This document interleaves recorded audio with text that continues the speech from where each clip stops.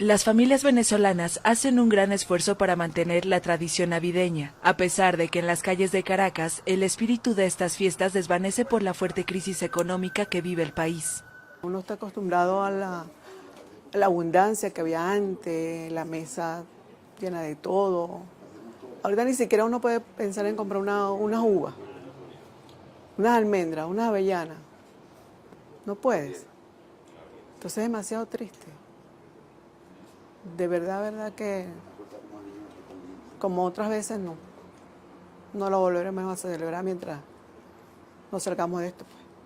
Los niños también sufren las consecuencias. Carlos no podrá disfrutar del juguete que quería porque costaba 75.000 bolívares y ahora cuesta 105.000.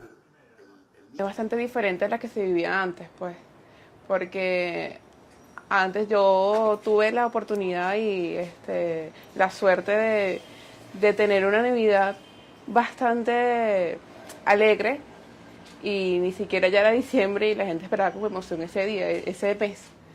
Según el Fondo Monetario Internacional, la inflación cerrará el año en 475% y se disparará hasta 1.660% el año próximo.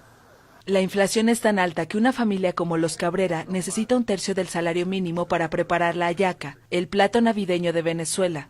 Gabriela se prepara para migrar a Argentina, en donde ya están sus hermanas.